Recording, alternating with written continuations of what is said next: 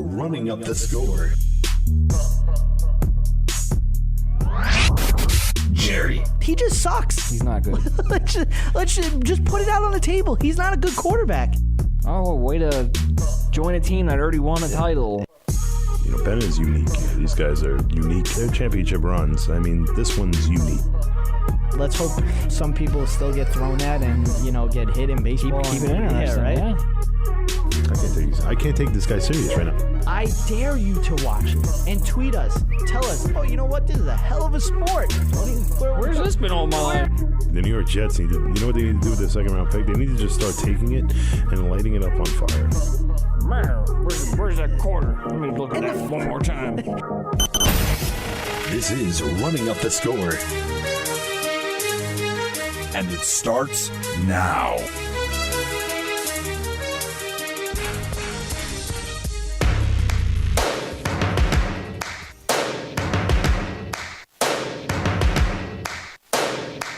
Can't argue. These two teams earned their way here. About to get real loud, folks. Buckle up. As he throws, Tony Brown went up and just took it away from the receiver. Throws it for the end zone, but over the head of Ridley. That's on Hurts. He had it. Hunker down one more time, dogs. That's what we want him to do. We want him to go out there and lay it on the line. They hand it up. They keep it. The Dogs mark it in the first half. Had plenty of chances to stay in the ball game and get things fixed at halftime. A true freshman from Hawaii gets the second half start. The freshman shows some toughness, creating a desperately needed third down conversion. End zone. Touchdown! We got a freshman quarterback duel in Atlanta. The Tide are back in it. Delivers under pressure. Downfield. Hardman escapes and scores! Rolls, flips it high, into traffic, intercepted. Fromm again trusted to throw in first down. Batted in the air, it's off. The Tide respond, Raekwon Davis. Now Harris is the fourth tailback, bounces it.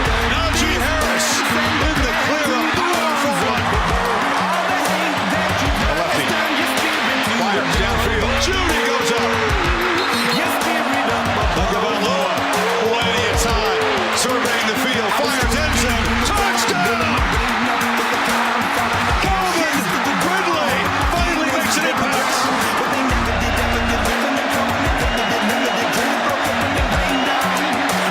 No good! No good! He hooked it to the left! Oh my goodness! Oh, he missed it to the left! We'll go to overtime!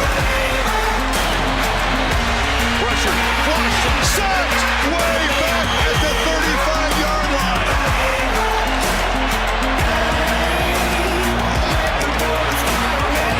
Hot rod just slides it through. Tagovailoa dancing around, circling back, drives a disastrous first down play. Stepping back, loads up, looks long, throws, end zone, touchdown! Alabama! Devontae Smith! Touchdown, Alabama! And the Crimson Tide has once again ascended to the top of the college football mountain. Alabama is back as the champion of college football! This is a great win for our players, and I've never been happier in my life. Running up the score. All right, it's time to run up the score. Running up the score with Jerry Napoleonello, 605-562-7085, brought to you by Yelphi Sports app. We are live on Zenolive and Periscope. I am finally back from my hiatus. It's been a while since I've been in the studio. I hope everybody had a great Thanksgiving, a happy Hanukkah, a Merry Christmas, a happy Kwanzaa, and a Happy New Year. And wow, when you kind of really think about it like that, it's been a while since I've been here with you guys. And what better time to come back? We had an interesting first weekend in the NFL playoffs that really had everything. Great game, sloppy game, boring game, bad ref game, just about everything. Then we had absolutely a riveting NCAA National Championship game last night between the Alabama Crimson Tide and the Georgia Bulldogs. And all I could say is it hasn't been a good year in sports for the state of Georgia. But thanks for joining us today, and we got a great show ahead of us. And of course, we're going to start the first thing of the show. We're going to start it with the national championship game last night. Now, if you heard basically what I had playing in the intro, it was basically all the highlights from the game last night. An amazing game. I mean, you had the first half where it was like kind of a snooze fest a little bit. Georgia had the lead. It was 13-0 at halftime. It wasn't looking good for Alabama. And I've said this over and over again when it comes to Jalen Hurts. I don't think he's a good quarterback. I don't think he's going to be a quarterback in the NFL. If anything, he's a great runner. He knows how to, he knows how to not throw an interception, basically. He was 25-2 in his career. Now, throwing-wise, he's not a good thrower, and I've said this over and over again. And it's amazing to me when you think about Nick Saban and the championships that he's won. He hasn't had that great of quarterbacks. So, that also adds to the genius of Nick Saban, because it wasn't just the quarterback that was a problem in this game. It was also the field goal kicker. And it's not like he's had top quarterbacks in his career. And when you really think about it, in college football, the teams that do well are the teams that have great quarterbacks. Alabama does everything else great. And they're able to overcome not having a great quarterback. Jalen Hurts is not a great quarterback. And when it came down to it being down 13-0, it comes down to you need to throw the ball. Alabama can't do that with Jalen Hurts. So he turned it over to the freshman Tua Tagovailoa, however you want to say his last name. And Nick Saban's looking like a genius tonight. It was the best move that a coach can make. And he made it. This is why Nick Saban is the way he is. This is why he's the top coach in, all of college football. The best coach ever in college football, some may say. Some may say he passed Bear Bryant. And I'm one of them. So this game had everything. It was great. The first half was, like I said, a little bit of a snooze fest. But the second half was everything you would have dreamed of. Not so much for Georgia fans, obviously.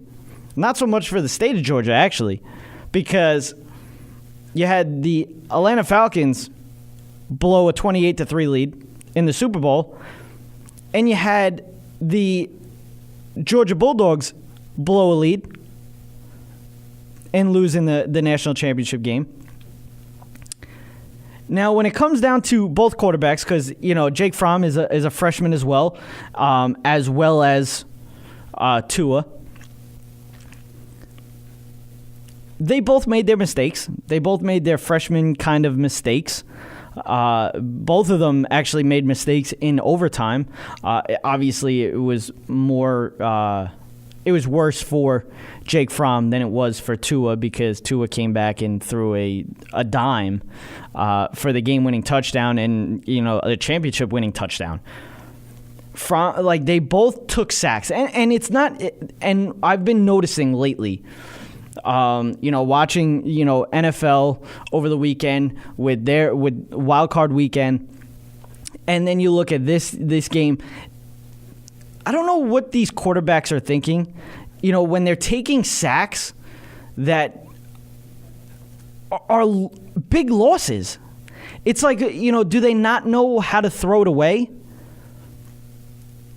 It just boggles my mind. I don't know what kind of, and it's not, and I'm not even chalking it up because for Fromm and Tua to take both those sacks in overtime, that showed freshman woes, I guess you could say. But it's not just in college. It's not just with freshmen.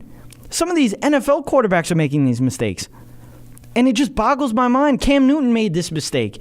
And I know that the sack at the end of the game, there was nothing he could do. The ball was hiked to him, and the guy was in his back pocket. I understand that. And I thought he was actually going to stay up and make a throw, but it didn't happen. But overall, I thought, with these quarterbacks, do they not know how to throw it away? Do they not know how to throw it away? It drives me crazy. It drives me crazy. And I know these football players want to make a play, but sometimes by losing 20 yards on a sack, you're just hurting the team. It's a worse play than making a big play. So, it boggles my mind. There was a couple of ref issues in this game too. Which, we're going to get into some ref issues in the NFL when we start talking about the NFL. But, this game was great. I was excited to watch this game. It was a great game. It's something that you would wish, the kind of game you would wish for in a national championship game. Alabama beats Georgia 26-23 on a touchdown in overtime. Alabama made the switch, as I said, with quarterback at halftime. And I think the best part of this game, and, I think all these young football players, whether you're in, middle school, high school, even college, they should take a note from Jalen Hurts in the class section. Because there was you couldn't even show more class than Jalen Hurts did last night. He gets benched at halftime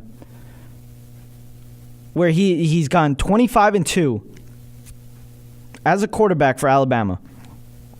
He's got a national championship.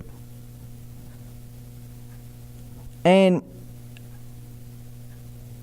he's benched for a freshman. But he doesn't bellyache. He doesn't cry on the sideline. He doesn't get pissed off. He doesn't throw a fit. He takes it like a man, and he backs up Tua. Every single play Tua made, the first person in his face was Jalen Hurts. Then you had the post-game interview on the field with ESPN, and he was ecstatic for Tua. And that's something that you always wish for as a coach, to have a player like that. Someone that is not going to give you a problem if it comes down to a point where they may get benched. Because there's some NFL players that I know, if they were benched for a younger guy or a rookie or whatever, they wouldn't take it as nicely as Jalen Hurts did. Now, to me, if Jalen Hurts does make the NFL, it's not going to be for a quarterback. And I said that before. It's not going to be for a quarterback. I think he's a good running back. I think he would be a good running back. To be totally honest with you, he's strong. He's fast. He knows not. He doesn't fumble the ball. He's a smart runner.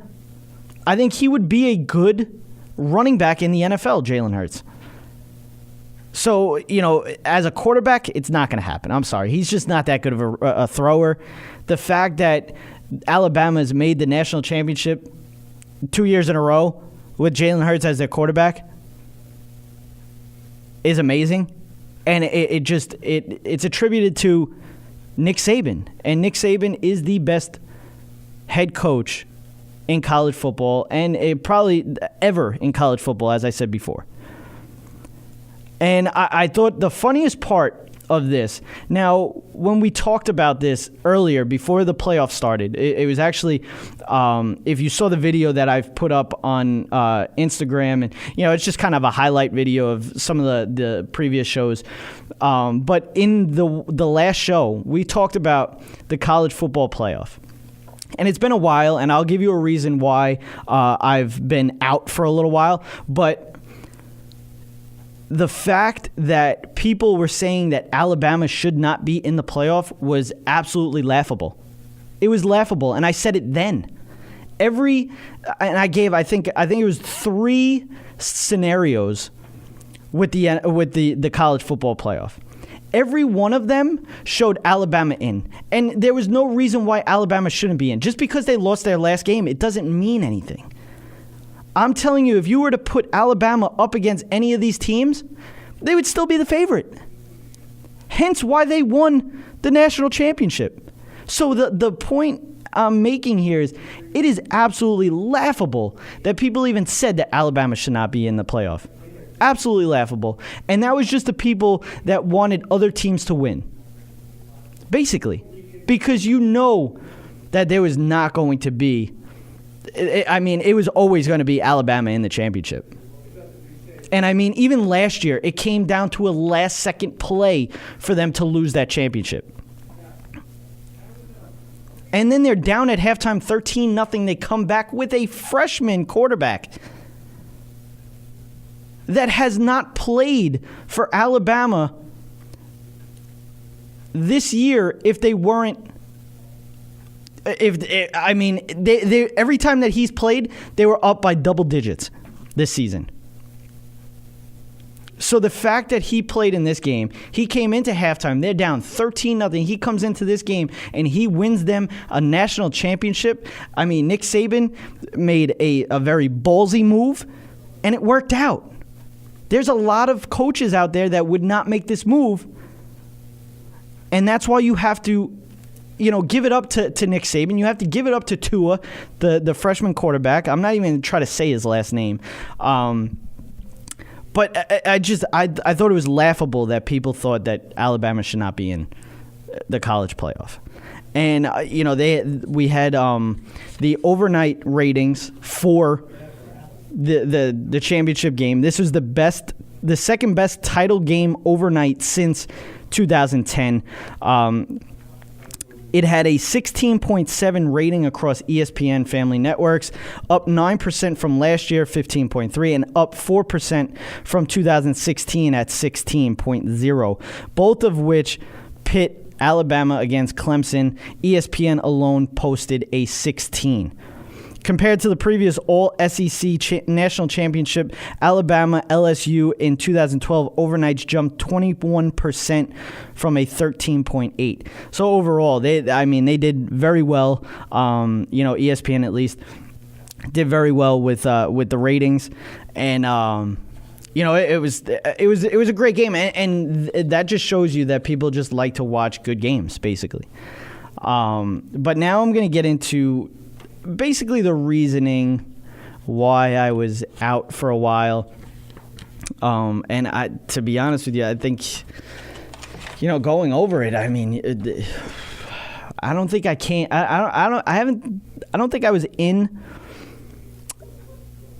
around Thanksgiving. I think I did maybe a show the week before Thanksgiving or the week or 2 weeks before Thanksgiving. So it's been a while.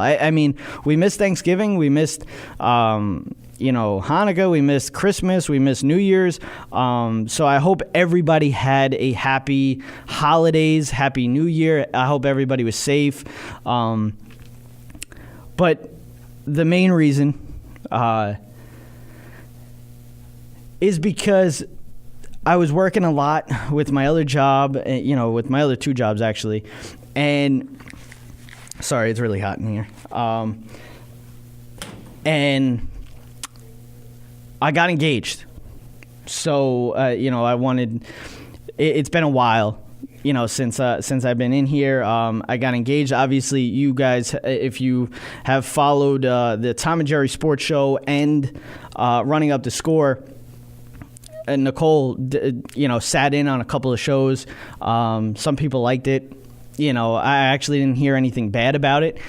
People thought it was funny, the bickering. But yes, I did propose to my girlfriend Nicole. She said yes. Otherwise, I wouldn't be saying this right now. But yeah, I mean, I'm very excited. I'm glad that it's been a while since I've been in here, and I'm happy to get back into it. Especially with the holidays, it was just a lot to get to try to get in here. Trying to keep my eye on sports and stuff like that. It was kind of tough. So. I'm excited to say that I am engaged to my girlfriend Nicole, or fiance, as I should say now. So yeah, now you're going to get me every week, hopefully. But yeah, we should be in every week. And yeah, that was the main reason why I was out, and obviously the holidays and everything like that. So yeah, I'm excited. If anybody says congratulations, thank you, anybody out there.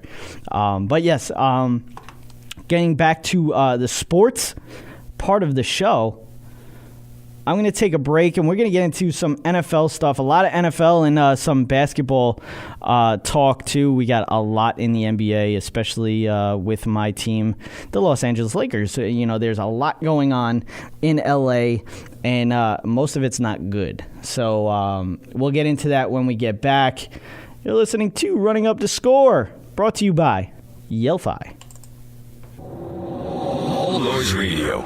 Powered by the Connecticut School of Broadcasting. All Noise Radio is an internet radio station that's fully produced by graduates of the Connecticut School of Broadcasting. From modern rock to old school hip hop, country to classical, news, talk, sports, and more. It's the noise you can't ignore. Log on to allnoiseradio.com. Fire up the station. Find out more about your favorite jocks. Get the latest CSB news and more. Plus, you can take All Noise Radio with you on the go for free. Just download the Live 365 app to your iPhone, iPod Touch, or BlackBerry and search All Noise Radio. Check out tomorrow's broadcasters today at allnoiseradio.com. Powered by the Connecticut School of Broadcasting. Hey, this is Jerry Napoleonello, host of Running Up the Score. We are live once every week at 7 p.m. Eastern, where we hit on all the top headlines in the world of sports. You can also find us on Stitcher, iTunes, and those of you that like the visual aspect, check us out on YouTube. Running Up the Score. We run up the score on Sports Radio. Cyberstation USA is the future of radio. Get your business into the online future at the world's largest internet radio station. From banner placement on our homepage to any of our broadcaster stages, commercials on our video player, audio spots on any of our shows, or at the beginning of any of our on-demand broadcasts. Cyberstation USA offers competitive rates with a worldwide reach, a fully integrated one-stop shop social media broadcast platform. For more information, please contact our sales department at cameo@cyberstationusa.com. Follow the NFL this season on Running Up the Score. Just a young gun with a quick fuse. Mariota takes the snap, looks to his right, looking, flushed out. Now back to his left, pumping, throwing into the end zone. No, he kept it. Dove for the end zone himself and got in. Oh my goodness! I thought for sure Mariota had thrown it. What a play!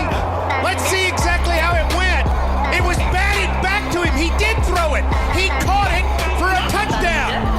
Touchdown Titans. What a play, Marcus Mariota, who just threw and caught a touchdown pass. Mariota takes the snap, steps up, throws down the middle. There's Decker. Touchdown! Titans! Eric Decker hauls her in from 22 yards out. And the Titans now have 22 and lead this wild card game by a digit. The biggest play of the game so far, 3rd and 10. Mariota in the gun. Read option. He gives it to Henry around left end. To the 40, to the 35, to the 30, to the 25, and down! Henry put it down! Ryan takes the snap, fakes it to Freeman, back foot throw, loops it, Jones the catch, touchdown Atlanta. Julio Jones, Ryan was slipping. He managed to get enough on it and put the ball in the air for Jones. It's an unbelievable throw anticipation throw by Matt Ryan. 2nd and goal. Give is Freeman. Devontae driving and pushing and into the end zone for the Atlanta touchdown. Alex Mack was the guy driving the road and helping Devontae Freeman push into the end zone for the score. Goff in the gun. 4th down. He'll throw, and it is incomplete for Robert Woods.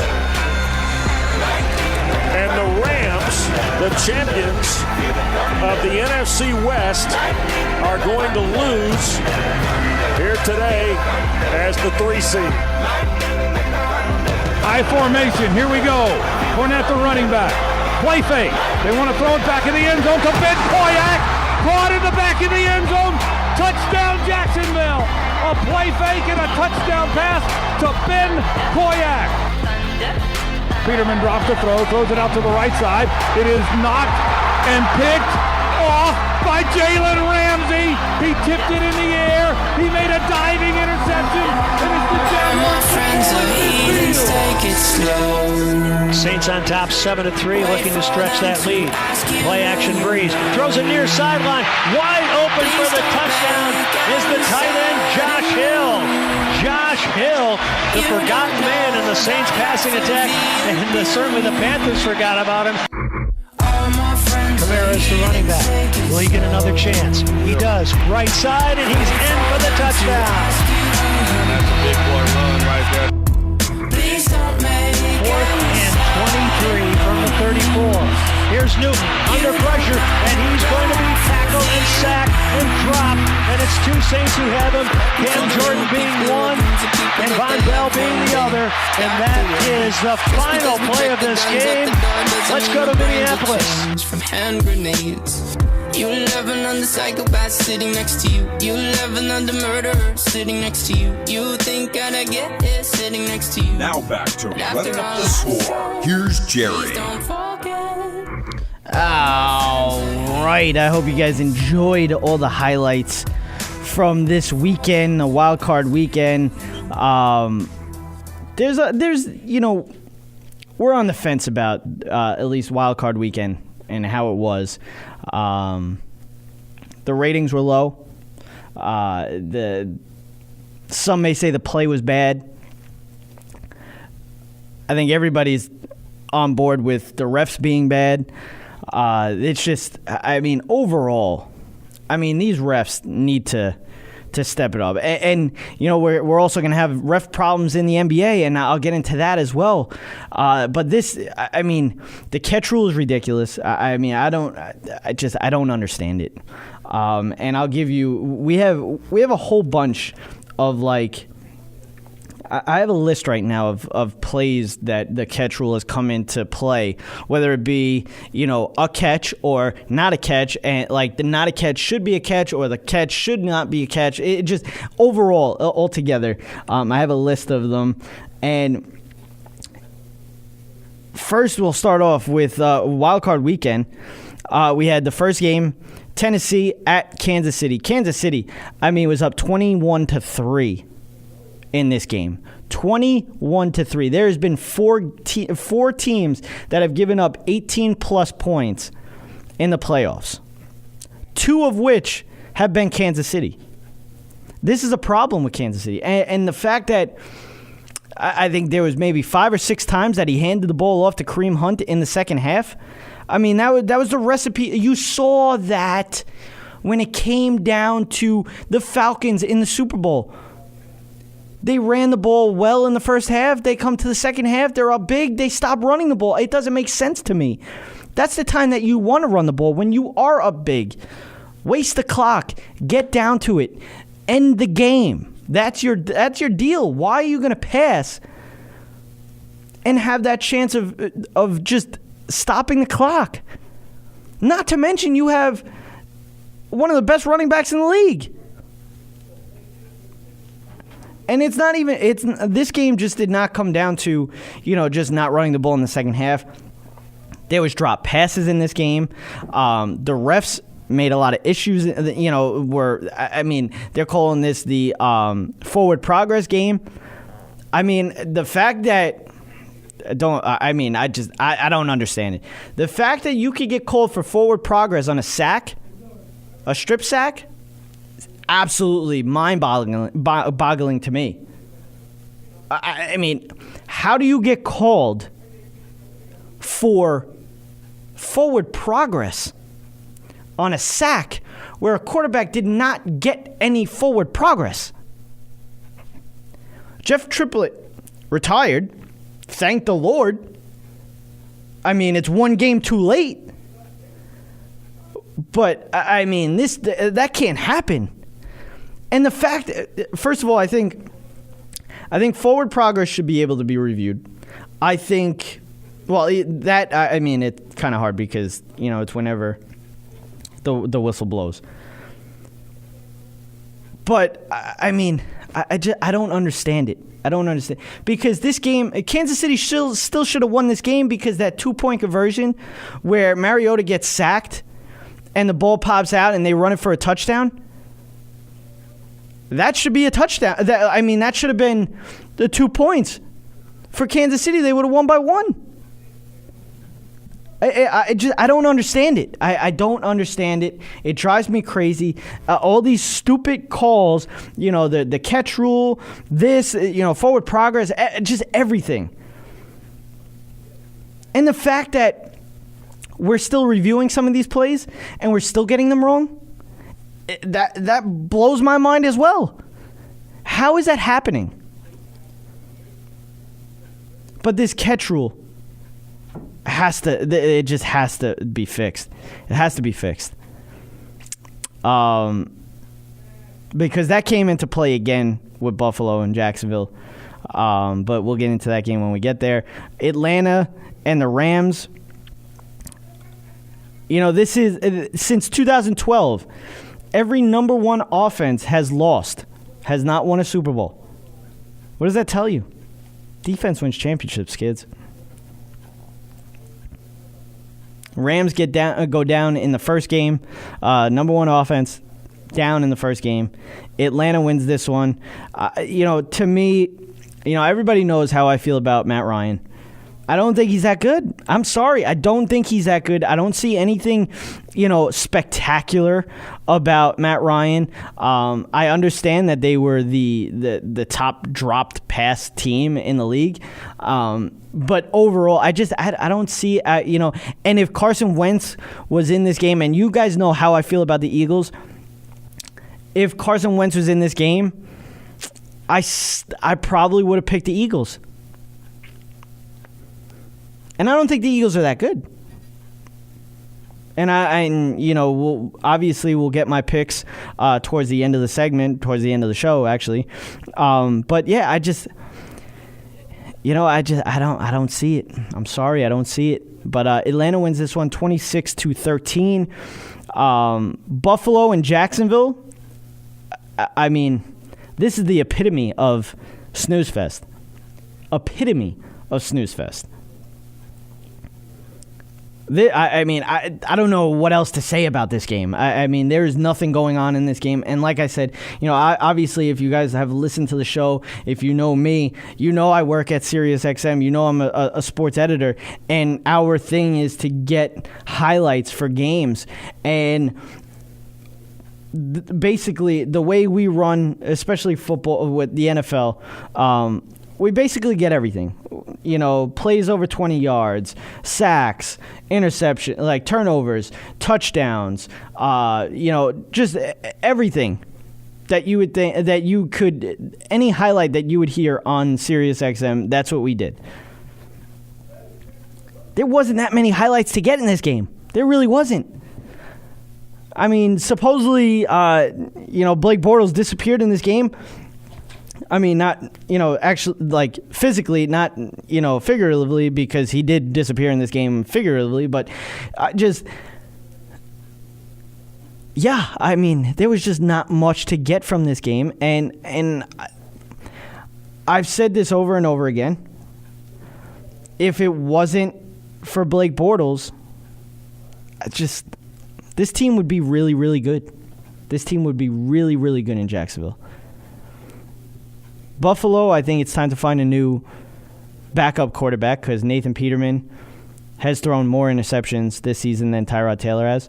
And Tyrod Taylor has 405 more attempts. That's not good. Carolina Panthers. Jacksonville wins that game 10-3. Carolina Panthers, 26. New Orleans, 31. Cam Newton, again, as I've always said, is not that good. I laughed. I laughed when people were saying that he was in the top 10 of quarterbacks. He's really not. Let's be serious. I mean, you could just tell that he's not that good of a quarterback when it comes down to everything else. I mean, good quarterbacks win when things are going wrong. Tom Brady wins when things are going wrong. 28-3 in the Super Bowl. He wins. Drew Brees never had a running game, has never had a defense, still wins. Peyton Manning still wins. Or won. Quarterbacks like that still win games when things go wrong. Cam Newton cannot win a game when things have gone wrong. He can't. He needs everything to be right for his team. And we saw that when he made a Super Bowl run. They had a great run game. They had a great defense. It turned into a great offense. It turned into a great defense. It turned into a great team. But when things aren't right, his offensive line's not good. His run game is not good. His defense is not as good. It just goes downhill for Cam Newton. The fact that they even made the playoffs is surprising to me. But he did get hurt in this game, and it's an issue right now. And this is another thing: concussions. To me, what do we? What can they do for concussions? Because, they're saying that they got this, non-team, non-NFL doctor or whatever on the sideline looking at this and trying to find out if these guys need to be checked out and this and that. They do that, but meanwhile, some of these players are coming out within minutes. And that's what happened with Cam Newton. He went into the tent. Supposedly protocol is, with the concussion protocol, he has to go into the back, into the locker room, have him checked out, this and that. He went into a little tent. And then they said that he got poked in the eye. Now, I know getting poked in the eye hurts. But when you watch the replay, there was no finger anywhere near him. So what... It's not getting poked in the eye. He didn't get poked in the eye. Let's be serious. Nobody's dumb. I mean, the fact that they sit there at the press conference and they actually say that, like Cam Newton says, I got poked in the eye. I mean, that's like crapping on our intelligence. The fact that we, how could we not see that? Obviously, we're going to see that. He got popped. And I understand he's, it's the playoffs. He's your top, quarterback and this and that. And, I understand that. But it comes down to, we got to look at the health, and everything like that. This is a big issue with the NFL, obviously, with the concussions and stuff like that. It's something's got to be fixed. Because I can't stand hearing it every week that, this team, was, didn't do the concussion protocol on this player. It's annoying. I'm fed up with it. Let's figure something out to fix this. We got to figure something out to fix this. Now, when it comes down to the Saints, I mean, did anybody have a better draft than the New Orleans Saints? I mean, this draft that they've had in 2017, a lot of people trashed it, and now when you look at it, I mean, They take Marshawn Lattimore, they take Ramczyk, they take Kamara, and they take Williams. All four have played big pieces in this game, in this team. Lattimore, Rookie of the Year on the defensive side, absolutely. Some may say he's even in the top 5, top 10 of the cornerbacks in the league. Ramczyk definitely changed their offensive line. Kamara, is going to end up winning Rookie of the Year. And then you have Williams. This defense, and I've said this too a couple of times this year, it's absolutely amazing how different the Saints defense has gotten since last year. They haven't had a defense in God knows how long. And now they have one of the best defenses in the league. So to me, they absolutely had the best 2017 draft. Absolutely. So that, just overall, Carolina and New Orleans. New Orleans beats Carolina for the third straight time this season. They drafted well, and it helped out, and this is the reason why they're there. But we're gonna get into some other stuff before we get into the NFL. When we get back to the NFL, but I want to get into some NBA stuff. We had the Lavar Ball and Luke Walton riff. If you haven't heard it, which you must be living under a rock or you just don't watch sports, Lavar Ball basically said that Lakers players are quitting on Luke Walton. They don't want to play for Luke Walton. Kyle Kuzma came out saying that's ridiculous. He loves playing for Luke Walton, this and that. And other coaches have been somewhat outspoken on this, and they're kind of pissed off that this was even a thing. This was even an article with ESPN. And now I'm going to give my opinion before, I give you Luke Walton. And, Luke Walton's more of a joke, clip that I have. And he had his comments. I just don't have them. I just have his comment after the game. That was kind of funny. But Rick Carlisle came out. Steve Kerr came out. Stan Van Gundy came out. But to me, now, I've said this also, LeVar Ball, I think he's a good father. What father doesn't think that their son or sons are great at what they do? That's their job. And I'm not even saying that he doesn't believe it. It's just his job, to back his kids. No, but he does everything for his sons. He's put Lonzo to where he is now. LiAngelo, LaMelo. This is like he's getting them to the point where they're going to make money. Look at them now. And I know, obviously LaMelo and LiAngelo are playing, in Lithuania. And, you have Lonzo Ball playing for the Los Angeles Lakers. None of them have gotten in trouble, obviously, until LiAngelo stole stuff in China or whatever. But overall, up until then, they're not troublemakers. They're not this. They don't, they don't have big mouths. They're not, idiots. So I think he's a good father. It's just, you guys are the problem. The media is the problem. Listen to me now. I'm talking about LeVar Ball. This is the main reason it gets talked about. And you'll hear Steve Kerr and what he thinks about it. You'll hear Rick Carlisle and what he thinks about it.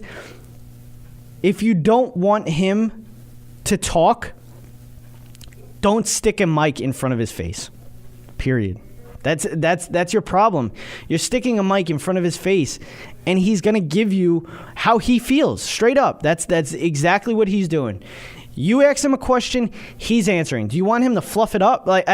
He's not fluffing it up to sound good. He's telling you how he feels. I'm sorry. That's how he is. He's telling you how he feels. Lonzo even said that he's going to answer your question the way he feels. He's going to answer it. Now, to me, I think Lonzo should come out and, or just go up to his dad and say, keep your mouth shut. Keep your mouth shut.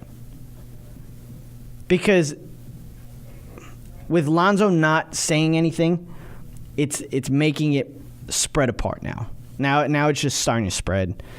And he just, he feels like he could do whatever the hell he wants. But here's Rick Carlisle's answer to what happened with ESPN, and he's not happy with ESPN. But here's Rick Carlisle. Printing an article where the father of an NBA player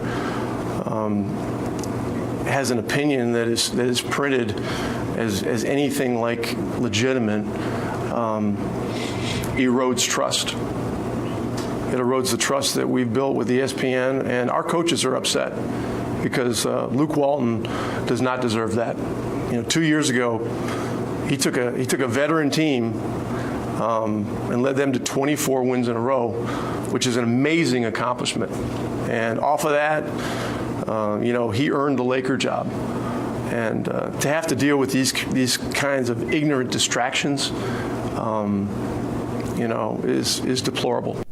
So you could hear that he's pissed off, and he says all the coaches are pissed off as well, because that they have they have a relationship with ESPN, and that's something that they would they thought would be good. You would hope that the media source that has a relationship with you would have your back, and that's basically what they're saying, that ESPN's not having their back by printing an article about this. This is what Steve Kerr had to say. This is the world we live in now. I was thinking about ESPN and they laid off, 100 people. How many people did they lay off over the last year? Well over 100. Many of whom were really talented journalists covering the NBA, so we, and this is not an ESPN judgment; it's a societal thing more than anything. But where we're going is we're going away from covering the game, and we're getting closer to just sensationalized news, and it's not even news really; it's just complete nonsense. But if you package that irrational nonsense with some glitter and some ribbon, people are going to watch. So I've talked to people in the media this year. I said, why do you guys have to cover that guy? They say, well, we don't want to. Nobody wants to, but our bosses tell us we have to because of the ratings, because of the readership. So somewhere, I guess it's in Lithuania, Lavar Ball is laughing at all of us. People are eating out of his hands for no apparent reason, other than, he's become like the Kardashian of the NBA or something, and that sells. And that's what is true in politics, in entertainment, and now in sports. It doesn't matter if there's any substance involved with an issue. It's just, can we make it really interesting for no apparent reason. There's nothing interesting about that story. You know how many parents of my players have probably been at home going, why isn't he playing my kid? And yet we're sticking a microphone in front of his face because it's apparently it gets ratings. I don't know who cares, but people care. They must care, or ESPN wouldn't be spending, whatever they're spending. So, like he said, and it's true, because like I said, it sells, and, people, I don't know why people listen, want to listen, but he says outrageous stuff and he gets clicks. That's what he does. He is the walking clickbait. That's basically what it is. And everybody feels like if they put Lavar Ball in their headline, it's going to get clicks, or it's going to get people to watch, or it's going to get people to tune in. That's what it does. And you know what? It's working. And this is the reason why bosses want their employees to cover him. I mean, ESPN is in Lithuania right now with both the Ball brothers and Lavar Ball, which they both combined for 29 points in their first game today. But I mean, just overall, it's like this is what it comes down to. And this is after the game on Sunday. Luke Walton was asked, what's the reasoning for sitting down Lonzo in the first quarter, and this is what he had to say. Luke, you subbed Lonzo out early in the first and third quarter. Earlier in the first and third quarter to get him run with the second unit, and then that unit played very well together. Can you talk a little bit about the thought process on that and why you think that unit worked so well? Yeah, his dad was talking, so I took him out early. I'm just kidding. So, I mean, at least he's joking about it. At least it's, whatever. He also said later on that, he's, as long as it's not a problem between him and Lonzo and they're cool, then he doesn't have a problem. It's whatever. So, that's the whole. Even Stan Van Gundy said that he will not do the on-court interview between quarters with ESPN when they play on ESPN now because of, ESPN breaking the trust of the coaches and the NBA teams and stuff like that. But now, when it comes down to Draymond Green now, and Draymond Green feels that the NBA should fire refs and should hire new ones because of the riff between NBA players and the NBA refs. Now I'm just trying to find the actual the quote that he has on it. I don't know if I'm going to end up being able to find it, but he did get suspended. He did get fined $25,000 for what he said. Just basically that he thinks that they should hire new refs because it's starting to be toxic between the relationship between the NBA players and the refs. So, that's definitely big time news between that, and that's obviously why he was fined. But we're going to move back to the NFL here. Patriots have some drama, and it's not, the way that they play or whatever, whatever that. But the fact that, they're saying that they're going to break up between the three of them, Kraft, Belichick, and Brady. Obviously, Kraft's not going anywhere. Brady's not going anywhere either, and neither is Bill Belichick. Let's stop it. This is all clickbait as well. Everybody sees, there's drama with the Patriots. Tom Brady celebrated when they traded Jimmy Garoppolo, this and that. Obviously trading Jimmy Garoppolo and the way that he's playing for San Francisco, that is one of the main reasons why this is becoming a story, because this would have been great for the Patriots after after Tom Brady retires, that they have Jimmy G. And, that's changed, obviously. John Gruden was introduced today as the Oakland Raiders head coach. 10 years, $100 million. Absolutely blew my mind as well. 10 years as a coach. He's not going to play out those 10 years, obviously. Let's be serious. He's not going to play out those 10 years. But it was mind-boggling. Kellen Moore retired, 29 years old, retired, and he's actually going to be the Cowboys quarterback coach, which is, I don't understand that, but whatever. And the Browns, 0-16, had a parade. How about that?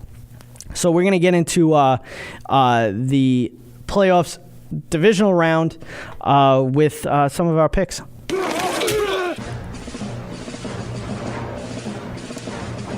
It's time for Running Up the Score, picks and predictions for the divisional round. All right. We'll start off with Saturday, January 13th. Atlanta 10-6 at Philadelphia 13-3. 4:30 start. This will be a great game. Not as great as it would have been if Carson Wentz was healthy. But for that, I think the Eagles will drop this one at home. Too much experience and drive for the Atlanta Falcons. They want nothing more than to be in that Super Bowl again. and get rid of the choke narrative. Atlanta wins this one 27-13. Also that day, Saturday night, 8:15 start. Tennessee 9-7 at New England Patriots 13-3. This one isn't even going to be close. Tennessee should not even be here if it wasn't for Andy Reid taking the ball out of Kareem Hunt's hands in the second half of that Chiefs debacle. New England is too much for the Titans, and I'm sure the Patriots are going to want to show the rest of the league and the world there is no behind-the-scenes hoopla and that they are a united front and ready for another Super Bowl run. New England wins this one 38-17. Sunday, January 14th, the first game. Jacksonville 10-6 at Pittsburgh 13-3. I swear I've been saying this all year. If the Jaguars had a good quarterback, this team, it would be sky's the limit. But Blake Bortles is holding this team back. Their defense is, if not the best, they're one of the best in the league. They can shut down anyone, hence why they are called Saxonville. And having the best corner in the league in Jalen Ramsey helps on the back end. Pittsburgh is a dangerous team as well, having the Killer Bees, Ben, Bell, and Brown, but 1/3 of the Killer Bees has been hurt the last couple of weeks with a torn calf, so who knows if we will get the real Antonio Brown, which is big because he has to be at his best if he wants to best Ramsey, which would be hard to do with two healthy calves. But I think because of Bortles, that's the reason the Jaguars lose this one in a close one, 20-13. The last game on Sunday, New Orleans 11-5 at Minnesota 13-3. This is the best game of the weekend. Saints coming off a big win over the Panthers. Vikings being home. It's all a recipe for one hell of a game. Just like the deal with the Jaguars.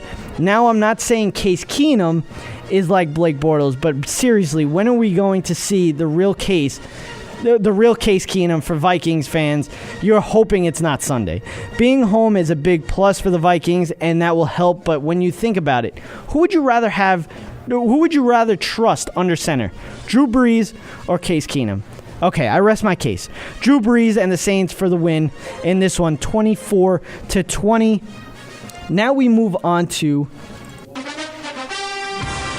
Running Up the Score presents the Lock of the Week for the divisional round. Lock of the week. Lock them up. It's going to be New England Patriots over the Tennessee Titans. I mean, that's too easy.